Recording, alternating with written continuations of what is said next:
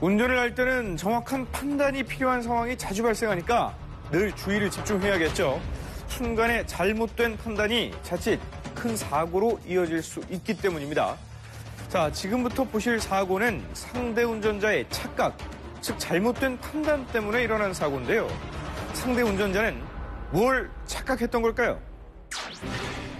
이제까지 그런 강한 충격을 경험한 적은 없었답니다. 출근길에 사고가 난 건데요. 반대 차로에서 오던 차량이 갑자기 좌회전해 제보자 앞을 가로막은 겁니다.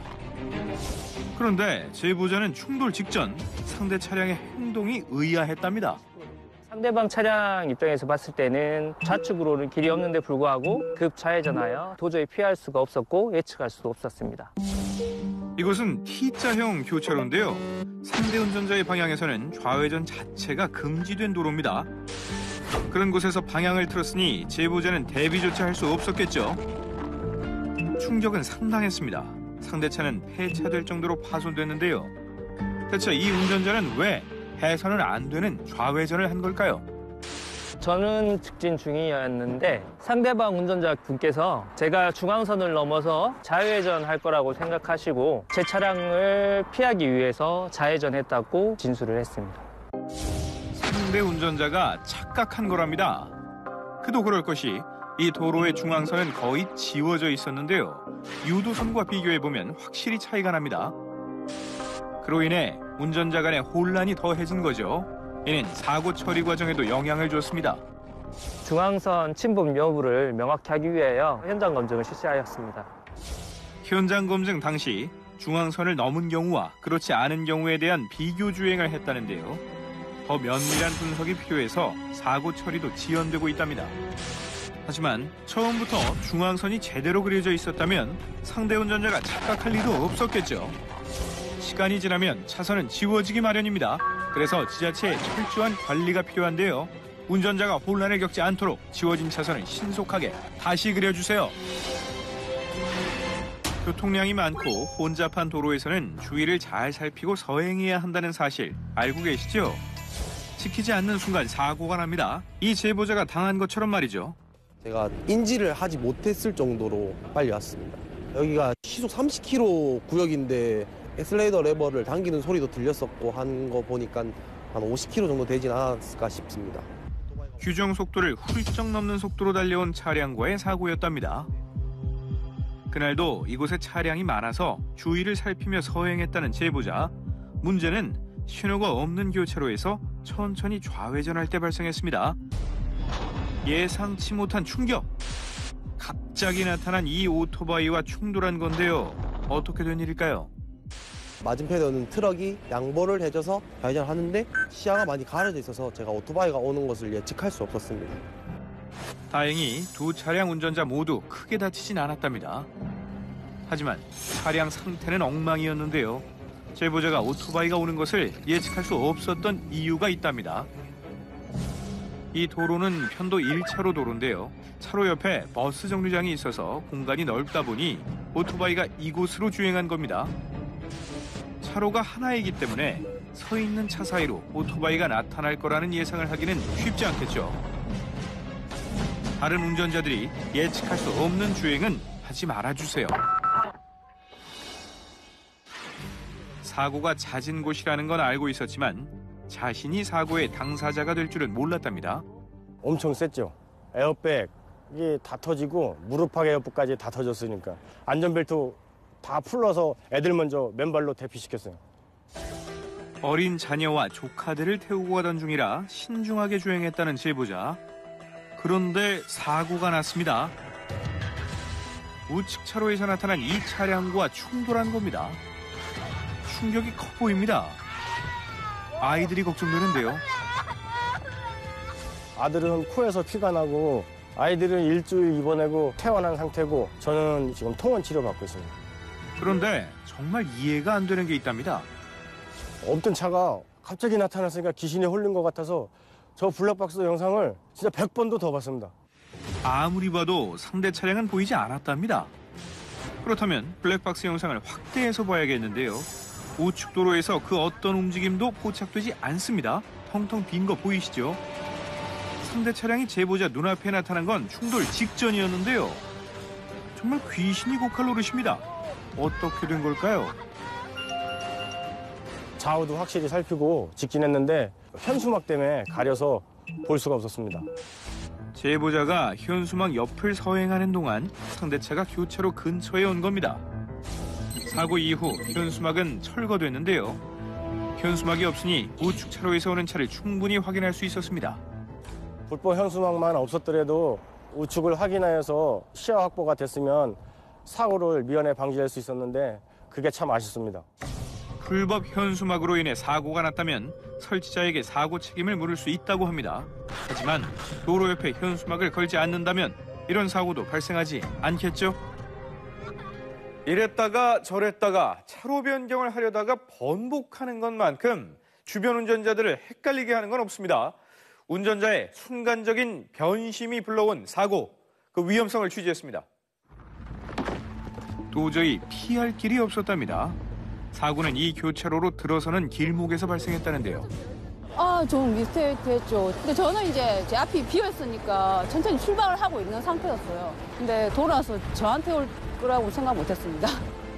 대체 제보자는 이곳에서 어떤 사고를 겪은 걸까요? 2차로에서 직진해 교차로를 통과하려던 제보자. 그런데 사고가 났습니다. 제보자는 충돌 직전까지도 설마 이 차량과 사고가 날 거라고는 꿈에도 몰랐답니다. 앞에는 까만색 중형차가 서 있는데 2차선에서 왼쪽 깜빡이를 놓고서 1차선으로 진입을 하시더니 갑자기 우회전해서 직진하는 제 차를 충격하셨어요. 이 차가 좌측 방향지 시등까지 켜고 차로를 바꿨기 때문에 우측으로 방향을 틀 거라고는 전혀 예상치 못한 거죠. 그런데 아직까지 상대 운전자에게 번복의 이유도 듣지 못한 상태에서 어처구니 없는 상황과 마주했다는데요. 제보자에게도 사고 책임을 물었다는 겁니다. 좌회전한 차량이 선행 차량이기 때문에 제가 충돌한 거라고, 제가 그 차를 피했어야 된다는 그런 결론이잖아요. 근데 제 차선에서 이미 나가신 분을 제 선행 차량으로 보기는 힘들다고 생각하거든요. 왜 제 과실을 묻는지 이해가 안 됩니다. 상대 운전자의 변심을 예측할 수 없었는데 추돌했다는 이유만으로 사고 책임을 지는 게 맞는 걸까요? 자신에게 순발력이 없었다면 그날 무슨 일이 벌어졌을지 생각만 해도 끔찍하다는 또 다른 제보자. 고속도로를 주행하던 중 갑자기 방향을 튼 대형 버스와의 충돌을 가까스로 피한 건데요. 조금만 더 빠른 속도로 달렸다면 부딪히고도 남았을 거랍니다. 대체 왜 이런 일이 벌어진 걸까요?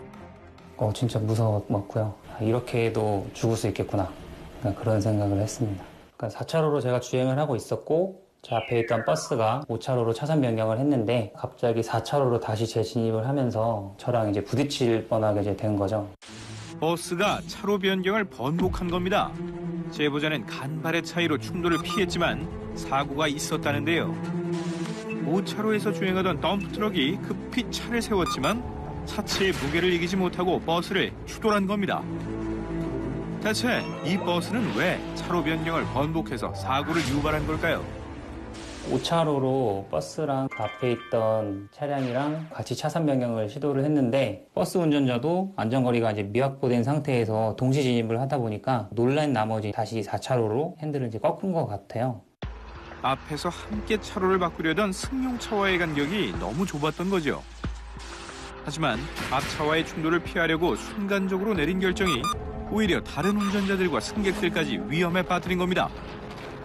제가 봤을 때는 버스 잘못인 것 같아요. 당연히 변경 차선으로 계속 주행을 시도를 해야 되는데 원래 차로 다시 재진입을 한 게 사고 유발을 하지 않았나 그런 생각이 듭니다. 그런데 도로에서 이런 차량들을 굉장히 많이 볼 수 있습니다. 정작 다른 운전자들은 차로 변경을 번복하는 운전자의 변심을 알아차리기 어려운데 말이죠. 차로 변경의 번복에 대한 것들은 실제로 운전자가 항상 운전할 때 몇 번씩 경험해 보는 거거든요. 방향지시등은 다른 방향으로 가겠다는 신호를 뒷차한테 알려주는 건데 앞차가 번복을 하면서 갑작스럽게 바꾸게 되면 뒷차한테 대응할 수 있는 시간적인 여유가 없습니다. 특히 보행 차량 운전자들에게는 이런 운전이 매우 위험합니다. 찰나의 순간에 사고가 일어나기 때문이죠. 그런데 앞차의 차로 변경 번복으로 인해 사고를 당한 운전자들이 사고 처리 과정에서 오히려 억울함을 호소한답니다. 이유가 뭘까요? 이 사고를 보면 알 수 있습니다. 제보자는 고속도로에서 주행 중이었는데요. 그런데 갑자기 차가 중심을 잃으며 휘청거립니다. 속수무책이었답니다. 결국 차는 맥없이 전도되고 말았는데요. 어떻게 된 일일까요? 앞에서 승용차 한 대가 금고갈시로 이제 빠지려고 들어갔다가 다시 이제 나오는 그런 상황이었죠. 다시 들어올 거라는 생각을 전혀 못했죠. 왜냐면 우회전 깜빡이를 켰고 그쪽으로 아예 진입을 해서 거의 70-80%는 아예 넘어갔으니까요. 이번에도 앞 차량 운전자의 변심 때문이었습니다. 충돌을 피하려다 오히려 비접촉 사고를 당한 제보자. 엔진이 망가진 제보자의 차는 폐차해야 했답니다. 업무 차량이다 보니 일에도 지장을 줬는데요. 이 사고로 제보자는 막대한 피해를 입었습니다. 그런데 답답한 상황이 이어졌다는데요. 차주도 뭐 찾지도 못한 상황이고 경찰 쪽에서는 그 상대방 차량을 찾아도 저희 가실이 8에서 9 나올 수 있다고 그 차가 운전석 바퀴 쪽이 아예 넘어가지 않았기 때문에 차선 변경이라고 볼 수가 없다고 하더라고요. 저희가 가실이 8인 이유는 가속하고 그다음에 안전거리 미확보라고 얘기를 하더라고요. 사고 유발 차량을 찾지 못한 것도 서러운데 찾는다고 하더라도 제보자가 가해자가 될 수 있다는 겁니다. 그런데 실제로 이런 사고의 경우 뒤따르던 운전자들에게 더 큰 과실을 부여한다는 건데요. 대부분 후미추돌 사고이기 때문입니다. 이게 정말 합리적인 판단일까요? 사실은 이제 너무 뒷차한테 책임을 묻는다고 볼 수가 있어요. 보통 그런 게 아니죠. 그러니까 뒷차는 본인이 최대한을 제동을 해서 안 부닥치려고 노력을 하는 건데 앞차가 뒷차한테 혼동을 준 거기 때문에 당연히 원인 제공은 앞차가 있다는 겁니다. 번복사고가 생각 이상으로 많이 있고 우리가 주변에서 많이 경험하는 사안인 만큼 앞차가 가해자가 된다는 것을 아예 법률적으로 넣는다면은 가해자 피해자 된 것들은 합리적으로 나올 수가 있기 때문에 좀 더 체계적으로 세분화시켜야 된다는 겁니다. 지금까지 이와 같은 사고의 경우 관행적으로 후행 차량에 책임을 물어왔습니다. 누가 봐도 피할 수 없는 사고인데도 불구하고 말이죠.